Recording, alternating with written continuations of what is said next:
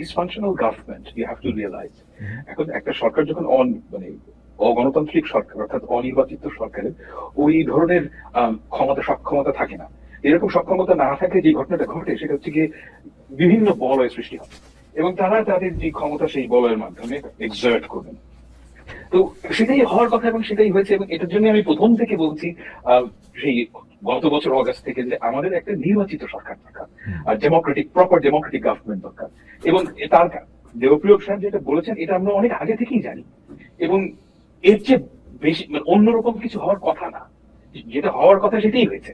তো আমার কাছে এটা খুব একটা অফ গার্ড কোনো কথা মনে হয়নি, আমি এটা বহু আগে থেকেই জানি। এবং শুধু একটা গভর্নমেন্ট না, গভর্নমেন্টের ভেতরে অনেক ধরনের বলয় আছে এবং এগুলো পার্সোনাল ক্যারিজমা কেন্দ্রিক এবং গুজব কেন্দ্রিক। তো এটা হবেই, এটা যেহেতু স্ট্রং লিডারশিপ নাই, স্ট্রং পাবলিক সাপোর্ট নাই, এরকমই কিছু হওয়ার কথা এবং এরকমই হয়েছে।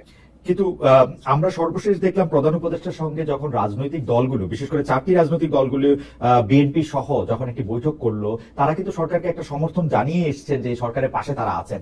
আর আমরা তো স্বাভাবিকভাবে একটা নির্বাচিত সরকার থেকে আরেকটা নির্বাচিত সরকারের উত্তরণের পথটা রাখি নাই। 15 বছরের হাসিনা সরকারের ফলে তাকে যখন সরে যেতে হয়েছে, একটা অনির্বাচিত সরকার আসতেই হতো। তো সেই সময়ের মধ্যে কি এই সরকারের ভিতরে সরকারটা যে তৈরি হইলো, এইটার জন্য কি আমরা বিএনপিকেও দায়ী করতে পারি? কারণ অনেকে বলতেছে যে সরকারের ভিতরে সরকারটা হয় বিএনপি অথবা এনসিপি, অথবা বিএনপি এনসিপি আর্মির একটা, অথবা ফাহাম আব্দুল সালাম। আপনি যদি একটু আমাকে বলেন যে সরকারের ভিতরে সরকার ক্ষমতায় নাই, বিএনপি তো ক্ষমতায় নাই। জি, মানে এই সরকারের ভেতরে যেটা অ্যাকচুয়ালি পাওয়ার যারা শেয়ার করেন এনসিপির কয়েকজন নেতা এবং তাদের একটা প্রভাব আছে। এর বাইরে যেই প্রভাব বিএনপি কিংবা জামায়াতে ইসলামের, এটা হচ্ছে কি বিভিন্ন সময় তাদেরকে বিভিন্ন জিনিস চাওয়া হয়, মানে বিভিন্ন তাদের কিছু মতামত চাওয়া হয়, সেই মতামত তারা দেন এবং সেই মতামতের কারণে তাদের একটা প্রভাব রয়েছে। কিন্তু আপনি যদি সরকারের ডিসাইডিং ফ্যাক্টর বলেন, সেই ক্ষেত্রে তো বিএনপির কথা শোনা হয় না, বিএনপির প্রচুর কথা শোনা হয়। এবং এটা সত্যি কথা যে বিএনপি এবং জামাত দুটো দলই এই সরকারকে, এবং এনসিপিও, তিনটা দলই এই সরকারকে সাপোর্ট করেছে। আমি এটা বলবো যে বাংলাদেশের ইতিহাসে এইরকম ম্যাসিভ সাপোর্ট নিয়ে কোনো সরকার ক্ষমতায় আসেনি এবং কোন দলই কিন্তু তাদের যে চলার পথ সেটাকে মানে খুব কঠিন করে ফেলছে না। তার একটু চাপ দেয় কিন্তু চাপ দিয়ে আবার পেছনে চলে আসে। অ্যাবসলিউটলি। কিন্তু মানে আমাদের যাদের সঙ্গে কথা হয়, সরকারের যারা পরিচালনায় আছেন অর্থাৎ মাঠ পর্যায়ে যারা পরিচালনা আছেন, সেই ডিসি এসপি টিএনওরা নিজেদেরকে পরিচয় দিচ্ছেন তারা বিএনপি বা ছাত্রলীগের সাথে, ছাত্র দলের সাথে ঘনিষ্ঠ, বা ছাত্র কেউ অল্প কয়েকজন ছাত্র শিবিরের সাথে তাদের আলাপ আছে, অল্পই দু একজন। মানে আমি কিন্তু এখন দেখি সরকারের মধ্যে এনসিপিরা মোটামুটি ভাবে কোন ঠাসা, যে জন্য আসলে এনসিপি এখন নিজেরাও সরকারের বিরুদ্ধে কথা বলতে শুরু করেছে। আপনার কাছে কি মনে হয় না সরকারের ভিতরের এই সরকারটা আসলে বিএনপি বা বিএনপি?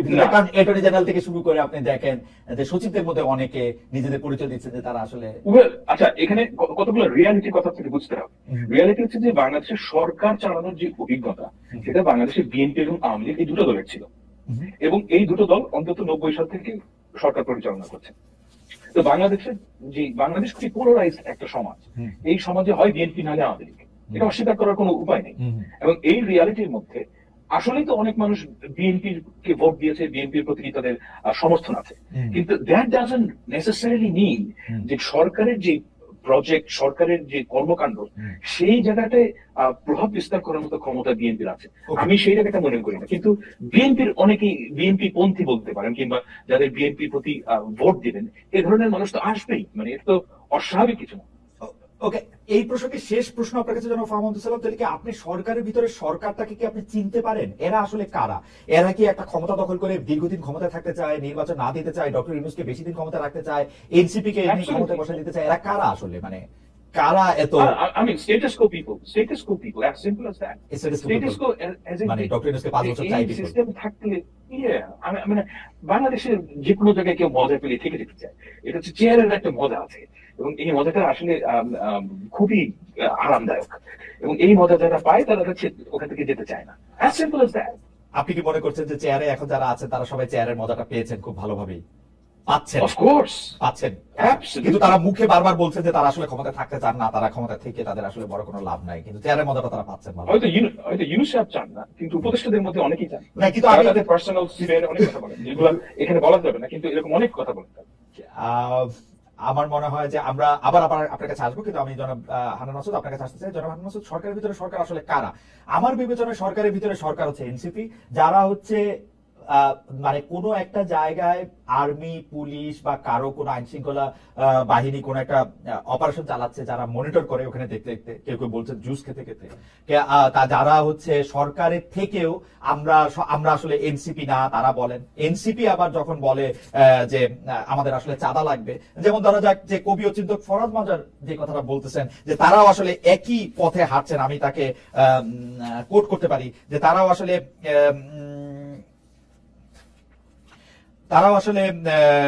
এনসিপি সম্পর্কে তিনি বলছেন, ফরদ মাদার, হ্যাঁ তারা সেটাই শিখছে, পুরনো লুটেরা মাফিয়া শ্রেণীকে আরো আনার ব্যাপারে সেটাই শিখছে, নির্বাচনই করতে হবে। ওরাও ঠিকই চাঁদা চাইতেছে, বড় বড় হাউসের কাছে যাচ্ছে 2 কোটি টাকা, 5 কোটি টাকা। জনাব হান্নান মাসুদ, আপনি অনেক জনপ্রিয় একজন নেতা, কিন্তু আপনার বিরুদ্ধেও, আমি এটা বিরুদ্ধে বলবো না, আপনার পক্ষে এই কথা শোনা যাচ্ছে যে আপনি বড় বড় হাউসকে চাঁদার কথা বলেন, কিন্তু সেটা আপনি পরে বলেন সরকারের ভিতরে সরকার কারা, এটা যদি আপনি একটু আমাদের বলতেন যে এটা কারা। এই কথাটা সরকারের ভিতর আরো কয়েকটা সরকারের ভর কেন্দ্র তৈরি হয়েছে, এই বিষয়টা নিয়ে হয়তো আমার মনে হয় সেকেন্ড শো আপনার এখানে যেটা করছিলাম সেখানে কথা হয়েছিল। আমি আমার দৃষ্টিকোণ থেকে দেখেছি এই সরকার সবচেয়ে দুর্বল হওয়ার কারণ হচ্ছে সরকারের কোনো ধরনের একক ভর কেন্দ্র নেই। সরকারকে তার যে কোনো পরিস্থিতি সামাল দিতে হলে হয় বিএনপি কে লাগে, না হয় এনসিপি কে লাগে, না হয় জামাতকে লাগে। যার পরবর্তীতে তৃণমূলের প্রতিটি ক্ষেত্রে প্রশাসন আসলে কাদের সাথে সমন্বয় করবে, কতটুকু কি করবে, এতটুকু প্রশাসন বুঝতে পারে না। আপনার জনগণের সাপোর্ট ছাড়া সরকার শুধুমাত্র পুলিশ প্রশাসন দিয়ে কিংবা শুধুমাত্র অন্যান্য প্রশাসন দিয়ে সরকার তৃণমূলে পৌঁছাতে পারে না। যার কারণে প্রশাসন চিন্তা করে যাচ্ছে পরবর্তীতে তাকে কার দাস হয়ে টিকে থাকতে হবে। বাংলাদেশের প্রশাসনিক ব্যবস্থার যে ব্রিটিশ আমল থেকে আপনার যে প্রশাসনিক ব্যবস্থা গড়ে উঠেছে, সেই আমি আজকে সন্ধ্যার পর থেকে পাহাম ভাইয়ের ভিডিও গুলো দেখতেছিলাম, যে ভাইয়েরও অনেকগুলো ভিডিও যে হচ্ছে ব্রিটিশ থেকে যে হচ্ছে প্রশাসনিক ব্যবস্থা তৈরি হয়েছে, সেই ব্যবস্থাটা মূলত সবসময় সরকারের দাস হয়ে গড়ে ওঠার দাস হয়ে থাকার মানসিকতাই জন্ম দিয়েছে। যার কারণে এখন যারা আছে তাদের মধ্যে বিরাট একটা অংশ, যে কথাটা ফার্ম ভাইয়ের কথা হয়েছে, আপনার কথা হয়েছে, বিরাট একটা অংশ চিন্তা করছে যে বিএনপি ক্ষমতায় আসবে না, সুতরাং বিএনপির বিরুদ্ধে কোনো ধরনের ব্যবস্থা নেওয়া যাবে না। আবার তৃণমূলে সরকারি ব্যবস্থাটা হচ্ছে শুধুমাত্র ডক্টর ইউনূস এবং হচ্ছে 22 জন 23 জন উপদেষ্টারা সরকারি ব্যবস্থাটা তৃণমূল পর্যন্ত পৌঁছে দিচ্ছে, যারা তারা সেখানে প্রত্যেকের চতুর্মুখী ছাপের মুখে থাকে। আমি বলছি এই ছাপটা সবচাইতে বেশি আসছে বড় দল হিসেবে, প্রভাবশালী দল হিসেবে বিএনপি থেকে, তারপরে জামাত থেকে, তারপরে হয়তো ছোট দল হিসেবে বিভিন্ন ক্ষেত্রে এনসিপি থেকেও আসে। যার কারণে প্রশাসনের নিম্ন স্তরের প্রশাসনিক আপনি খুব গুরুত্বপূর্ণ কথা বলেছেন। আমরা একটু আস্তে আস্তে যাই। আপনি যে সরকারকে দুর্বল সরকার বললেন, এই দুর্বলতাটা আপনি কি অন্য কোন সরকারের সাথে তুলনায় দুর্বল বলতেছেন, নাকি এই সরকারকে আলাদা করেই আপনি দুর্বল বলতেছেন? ধরা যাক হাসিনা সরকারের চেয়ে কি এই সরকার দুর্বল? আমি এই সরকারকে আমি কোন সরকারের সাথে তুলনা করতে চাচ্ছি না, কারণ বাংলাদেশে এখন পর্যন্ত এইরকম কোন সরকার বাংলাদেশের ইতিহাসে বা হচ্ছে উপমহাদেশের ইতিহাসে এইভাবে তৈরি হয়নি। যেটা 11 সময় তৈরি হয়েছে সেটা জনসমর্থন নিয়ে তৈরি হয়নি, বা এই সরকারটা এখন যে অন্তর্বর্তী সরকার গঠিতেছে এটা বাংলাদেশের 90%-এরও বেশি শতাংশ আপনার সকল দল মতের মানুষের সমর্থন নিয়ে তৈরি হয়েছে। এই গভর্নমেন্টের যে রকম স্টেমিনা থাকা দরকার ছিল, যে পরিমাণ প্রভাব থাকার কথা ছিল, এই গভর্নমেন্ট নিজের ক্ষমতাটাকে সবসময় বিভিন্ন দলের মধ্যে বিলিয়ে দিয়েছে। এই সরকার ভিসি নিয়োগের ক্ষেত্রে স্বাধীনভাবে সিদ্ধান্ত নেওয়ার কথা ছিল, ভালো শিক্ষাবিদদেরকে খুঁজে এনে, প্রশাসনিক দক্ষতা সম্পন্ন ব্যক্তিদের খুঁজে এনে প্রত্যেকটা বিশ্ববিদ্যালয় ভিসি হিসেবে বসানো দরকার ছিল, কিন্তু সেই প্রথম ধাপে শিক্ষা উপদেষ্টা চিন্তা করলো যাচ্ছে না আমি খুঁজে জিজ্ঞাসা করি।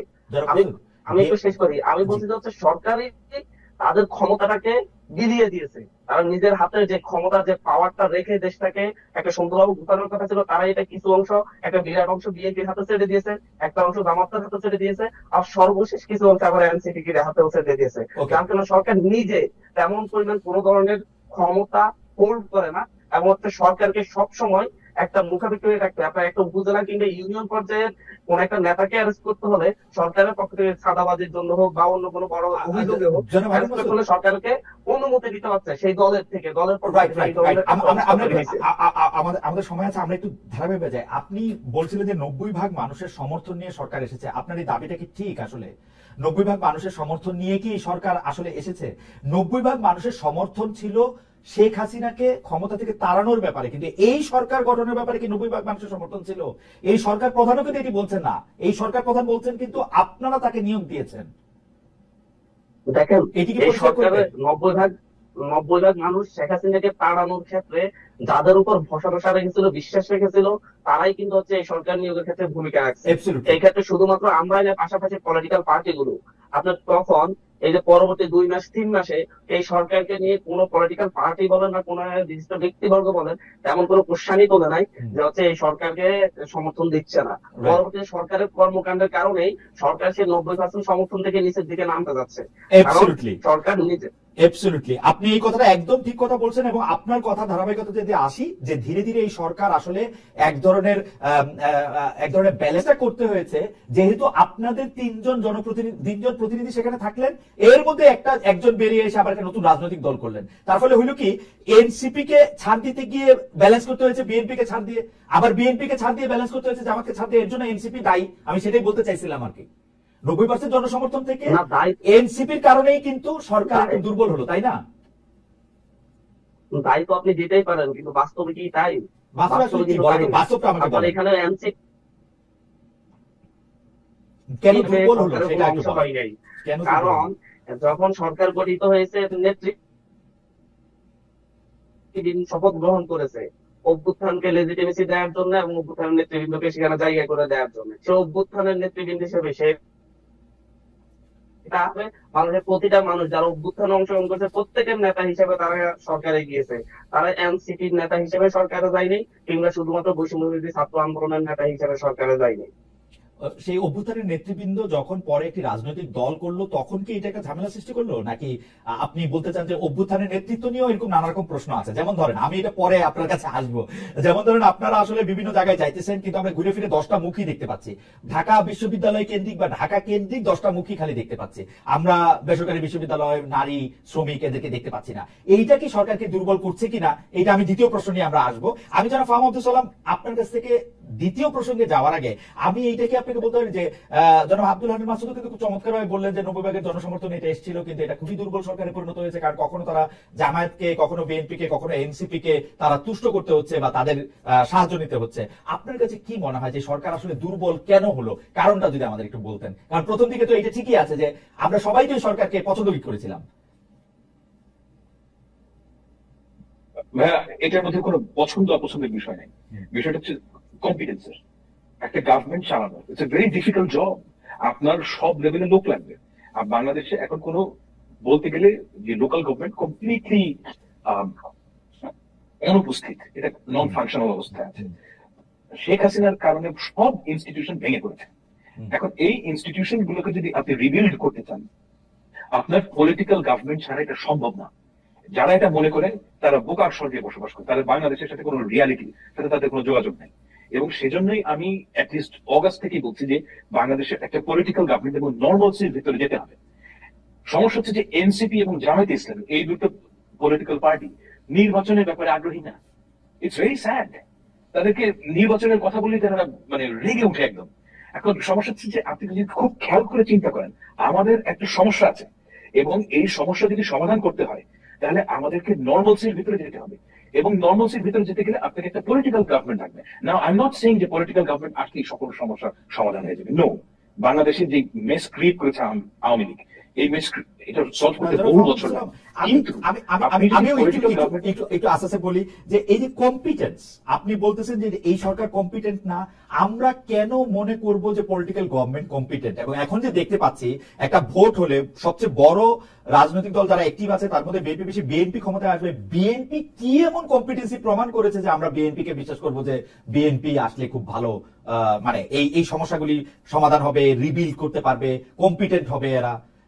মানে বিএনপির মধ্যে বিএনপির উপরে কম্পিটেন্সি আপনি তো আস্থা রাখার কোনো উপায় নেই। ডেমোক্রেসির সিস্টেম হচ্ছে কিন্তু লেজিটিমেসি অফ আ গভর্নমেন্ট। এটা শুরু হয় ভোট থেকে।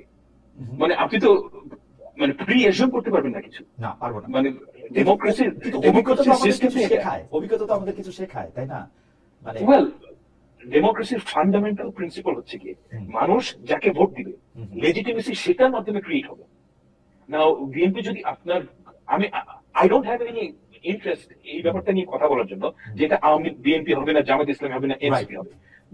জনগণ যাকে ইচ্ছে তাকে ভোট দিক এবং সেই গভর্নমেন্ট ফর্ম করুক, কিন্তু গভর্নমেন্ট, পলিটিক্যাল গভর্নমেন্ট তৈরি হলে একটা চেইন অফ কমান্ড হবে। এই সরকারের মধ্যে এক উপদেষ্টা এক কথা বলে, আরেক উপদেষ্টা আরেক কথা বলে। অবস্থা এখন এত খারাপ যে আপনার বাংলাদেশের সেক্রেটারিয়েটের ভেতরে গিয়ে লুট তাণ্ডব চলতেছে, কিচ্ছু করতে পারছে না। বাংলাদেশের উপদেষ্টারা 9 ঘন্টা ধরে তাদেরকে আটকায় রাখা হয়েছে। এটা লালাপ্পা দেশ হয়ে যাচ্ছে। না, আমি মানে এখানে সমালোচনা করে কোনো লাভ নাই। You have to be realistic. এখান থেকে আমরা কিভাবে বের হবো? না ফাহাম, ব্যাপারটা বোঝার জন্য আপনি মানে মানে ডক্টর মোহাম্মদ ইউনূস কিন্তু কাছাকাছি রকমের প্রশ্নের সম্মুখীন হলেন উনি যখন বিদেশে ইন্টারভিউ দিতে গেছেন। এই মুহূর্তে ভুলে গেলাম কোন ইন্টারভিউটাতে, কারণ অনেক ইন্টারভিউর মধ্যে একটার মধ্যে তিনি বললেন যে আপনি এত ভোটের কথা বলেন, আমাদের দেশের মানুষের ভোট তো, মানুষ তো এত কিছু ইশতেহার দেখে দেখে ভোট দেয় না, তারা টাকা পাইলে ভোট দেয়, টাকাটা পাইলে ভোট দেয় না। কাছাকাছি এরকম কথা বলছেন, আমি পুরো উদ্ধৃত করতে পারলাম না। এই কথাটা তো আমরা পছন্দ করি নাই, আমি পছন্দ করি নাই, ডক্টর সালাম আপনিও পছন্দ করেন নাই, কিন্তু কথাটা তো কিছুটা সত্যতা আসেও। আসলে আমাদের দেশে তো যারা আমরা রিপ্রেজেন্টেটিভ করে যাদেরকে পাঠাইতেছি, তারা এই যে হান্নান মাসুদেরও কিন্তু অনেক টাকা হইতেছে ইদানিং, আপনি খেয়াল করে দেখবেন। এটা প্রসঙ্গে আমরা আসতেছি যে কারণ উনি জানেন, মানে উনি জানেন যে টাকা ছাড়া নির্বাচন করা সম্ভব না। আমি এই প্রসঙ্গে আসতেছি, এই কথা তো কিছু সত্য, তাই না? মানে আপনি এটাকে কিভাবে দেখেন? গণতন্ত্র মানে শুধুমাত্র বিএনপি এবং এনসিপির যাত্রা না, কিংবা জামাত ইসলামের যাত্রা না। গণতন্ত্র মানে যে লোকটা ভোট দেয় তারও একটা যাত্রা। ছাত্র দলের যে ছেলেটা এখন একদম লোয়ার লেভেলে, তারও একটা যাত্রা আছে। এবং সেই যাত্রাটা হচ্ছে কি আপনার ফ্রি উইল আছে, আপনার এজেন্সি আছে। প্রথম কাজ হচ্ছে কি রাষ্ট্র আপনার এজেন্সিটা আপনাকে দেবে, এবং এই এজেন্সি যদি আপনাকে দেওয়া হয়, it is not a guarantee যে আপনি এজেন্সি পেয়ে সব সঠিক সিদ্ধান্ত নেবেন। আপনি প্রচুর ভুল সিদ্ধান্ত নেবেন, কিন্তু এই যাত্রাটা আপনাকে করতে দিতে হবে। কারণ আমি আপনার সাথে একমত যে বহু লোক হয়তো টাকা খেয়ে ভোট দেয়, কিন্তু আপনি যদি তাকে এজেন্সি না দেন, আপনাকে ফান্ডামেন্টালি একটা জিনিস ধরে নিতে হবে যে আমি আপনাকে ফ্রি উইল দিচ্ছি, আপনাকে এজেন্সি দিচ্ছি, এরপরে আপনি যদি ভুল করেন ওইটা আপনাকে সাফার করতে হবে। কেউ যদি টাকা খেয়ে কেউ যদি টাকা খেয়ে যদি শাহিন ওসমান টাইপ কাউকে ভোট দেয়, তাহলে you have to suffer for it. কিন্তু এবং আপনি ওই সাফারিং এর মধ্যে থেকে আপনিও শিখবেন তো। না তা ঠিক, কিন্তু ডক্টর সালাম আমরা 54 বছরে আপনি শাহিন ওসমান একটি নাম বললেন বটে, কিন্তু আমি যদি আপনাকে বলতে বলি যে আপনি আপনার পছন্দসই কয়েকজন সংসদ সদস্যের নাম বলেন, আপনি অনেক বেশি লোকের কথা কি আসলে বলতে পারবেন? পার্সেন্টেজটা কিরকম হবে আসলে? খুব খারাপ। তাই হয়, তাই হয়। আমাদের সমস্যা হয়ে গেছে যেটা, যে আমরা তো এই সিস্টেমটাকে রান করতে দেইনি। আপনি যদি একটু রান করতে দেন, তাহলে এইটা আমাদের সামনে একটা বিশাল সম্ভাবনার সৃষ্টি হয়েছে। আমরা করছি কি, তিনজনকে নিয়ে কামড়াকামড়ি শুরু হয়ে গেছে। আপনারা যদি একটু সেন্সিবলি বসে আমরা জিনিসটাকে ঠিক করতে চাই, we can do it, we can achieve a লট।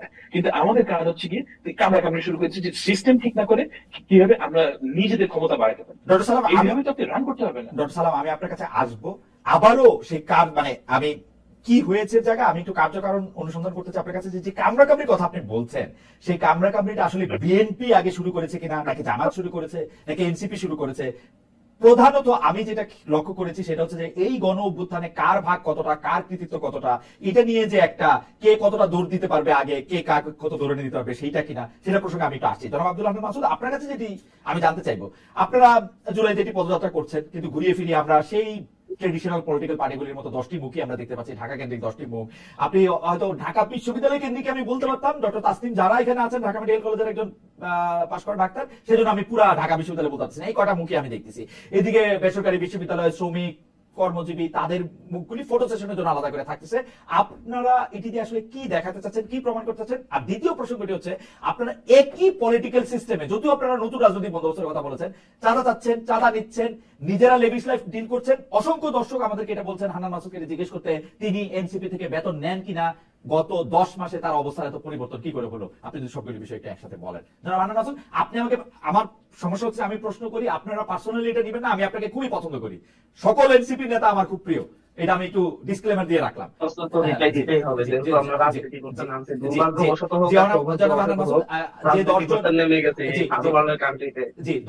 রাজনৈতিক এমন পরিবেশ করে রাখা হয়েছে, পলিটিক্যাল এমন পরিবেশ গত 50 বছরে আমাদেরকে উপহার দেওয়া হয়েছে, যে পরিবেশে আমরা রাজনীতি করতে নামার পরে আমাদেরকে পূর্বকার রাজনীতিবিদদের সাথে মিলাতে পারলেই সফলতা এতটুকুতে এসে পৌঁছাইছে। রাজনৈতিক ব্যবস্থাটা এমন, আমরা এখন নতুন কিছু বললেও সবার শুধু উদ্দেশ্য একটাই থাকবে যে হান্নান মাসুদ আর হচ্ছে মানে এই এনসিপির প্রধান সারির নেতাগুলো আর হচ্ছে বিএনপি জামাত বা আওয়ামী লীগের প্রথম সারির নেতাদের মধ্যে তেমন কোনো পার্থক্য নেই। জাস্ট এটা প্রমাণের জন্য মিডিয়া বলেন যতগুলো ইস্টাবলিশমেন্ট আছে প্রত্যেকটা ইস্টাবলিশমেন্ট কিন্তু হচ্ছে একাকার হয়ে কাজ করতেছে।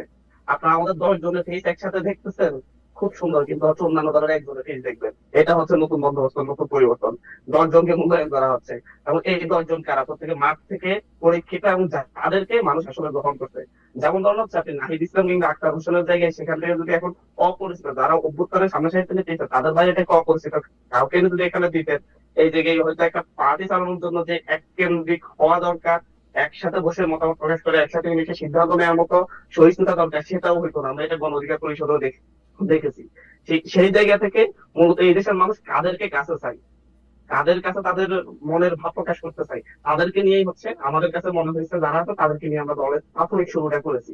পাশাপাশি এর বাইরে আমাদের উপদেষ্টা পরিষদ সহ আরো নির্বাহী কমিটি সহ অনেকগুলো বিষয় হবে। আমরা তো মাত্র 3 মাস অতিক্রম করলাম, আপনি আমাদেরকে 3 বছর পরে যখন হচ্ছে এই মূল্যায়নটা করবেন আমার মনে হয় যে অনেক পরিবর্তন আপনি লক্ষ্য করবেন।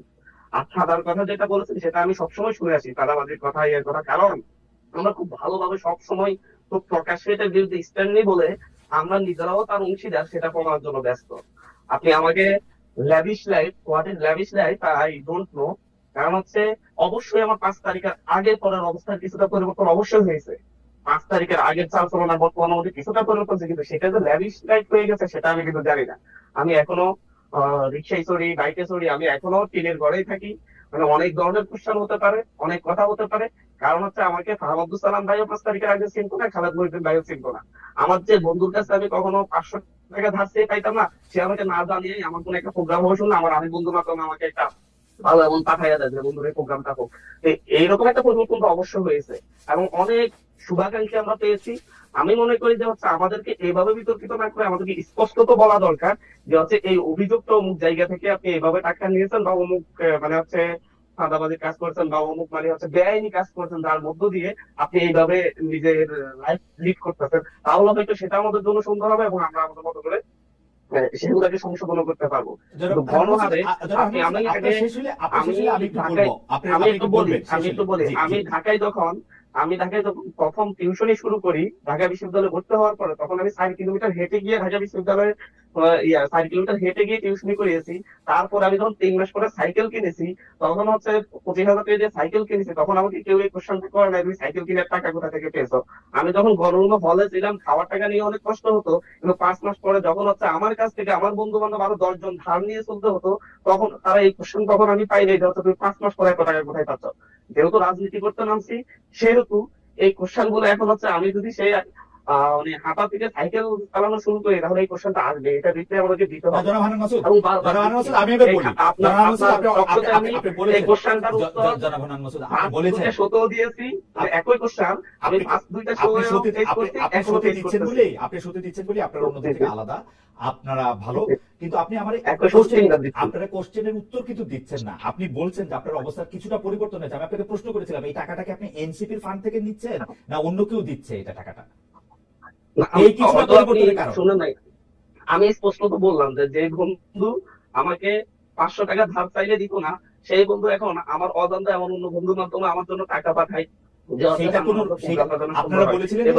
আপনারা বলেছিলেন যে সেই আয় ব্যয়ের হিসাব আপনারা রাখবেন, সেই আয় ব্যয়ের হিসাব কি আপনারা রাখছেন?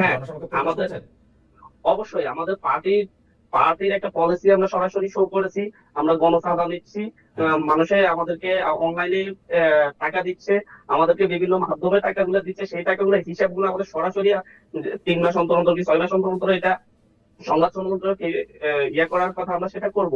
আমরা মাত্রই তো হচ্ছে আমাদের ফিনান্সিয়াল যে পলিসি সেটা আমরা 1 মাস আগে মেবি হচ্ছে আমরা এটা প্রকাশ করেছি, সেই পলিসি অনুযায়ী আমরা আয় ব্যয়ের হিসাব সেটা আসলে প্রকাশ করেন নাই।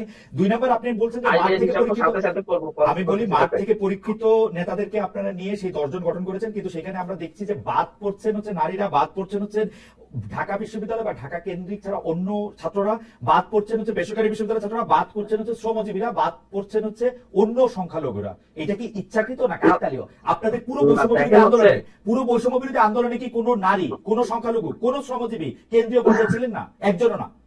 না, কেন? আপনি আমার টপ 10 এর ভিতরে আমার 3 জন, মানে হচ্ছে 33% অ্যাবাউট আমার হচ্ছে টপ লিডারের মধ্যে 33% নারী আছে। আপনি আমাকে এই কোশ্চেনটা যখন করেন তখন আমাকে আপনি যদি বলেন যে হচ্ছে আহ্বায়ক সদস্য সচিব 2 জনের জায়গায় কেন একজন নারী নেই, বা 2 জনের জায়গায় কেন একজন শ্রমিক নেই, তাহলে তো এটা প্রবলেমেটিক। আমার পুরো পার্টি দেখা নাই, কারণ কোন দলটাতে আপনি এটা পাইছেন, মানে হচ্ছে বা হচ্ছে এইটা করতে হবে এমন কোনো কিছু। আমরা হচ্ছে যাদেরকে শ্রমিকরাও ওন করে, ছাত্ররাও ওন করে, সাধারণ মানুষ ওন করে, ব্যাংকাররা ওন করে, চাকরিজীবীরা ওন করে, তাদেরকে নিয়ে আমরা দল করতে চেষ্টা করছি। আমাদের পুরো পার্টি 221 জন, আমি শেষ করতে হবে, 221 জনের সেন্ট্রাল কমিটি আছে। সেই সেন্ট্রাল কমিটি আপনি হিসাব করে বলতে হবে যে আমাদের প্রাইভেটের কত আছে। সেখানে প্রায় 30 জন মতো আমাদের প্রাইভেট ইউনিভার্সিটি আছে। আমি 221 জনের হিসাবেই আসতেছি না, আমি প্রথম 10 জনের কথা বলতেছি, যে 10 জনকে আমরা ঘুরে ফিরে বিভিন্ন জায়গায় কেন্দ্রীয় নেতা হিসেবে উঠতে দেখছি, মঞ্চেতে বক্তৃতা দিতে দেখছি, তাদের কথা বলছি। আপনি আপনার ব্যাখ্যা দিয়েছেন, আপনার যারা ভোটার আছেন, আপনার যারা অনুসারী আছেন, তারা আপনাদেরকে দেখবেন। কিন্তু আপনার কাছে কি মনে হয় এই জুলাই পদযাত্রার পর, বিশেষ করে গোপালগঞ্জের ঘটনার পর, আপনারা কি মনে হয় যে আপনারা দল হিসাবে আগালেন, পেছালেন, এক জায়গায় থাকলেন, অনেক বেশি ভালো করলেন, কি করলেন, এটা যদি একটু সংক্ষেপে বলেন। দেখেন যে হচ্ছে আমরা সেই বিশ্লেষণ এখনই যেতে চাচ্ছি না। আমরা মাত্র একটা নতুন পার্টি হিসেবে মানুষের দ্বারা দ্বারা যাচ্ছি, মানুষ আমাদের কথা শুনতে আসতেছে। তারা হয়তো কেউ ভোট দিবে, হয়তো কেউ ভোট দেবে না, কথা শুনবে। কথা শোনার আগ্রহ থেকে কেউ হয়তো পছন্দ করবে, কেউ হয়তো অপছন্দ করবে। আমরা মাত্র আমরা যাত্রাটা শুরু করেছি। আমাদের এই যাত্রার মূল্যায়নটা আপনি আমাদেরকে 2 বছর পর, 3 বছর পর, 5 বছর পর নেন, তখন হয়তো আমি এই কথাটার উত্তর বলতে পারবো যে আমরা কতটুকু করেছি। আমরা 2 বছর, 4 বছর, 5 বছর পরে তো আমাদেরকে মনে হয়েছে শর্ট টার্ম আর লং টার্ম ব্যাপার আছে। আমি এই শর্ট টাইমে বলছি, আমরা মাত্র হচ্ছে পরীক্ষার খাতায় লিখছি।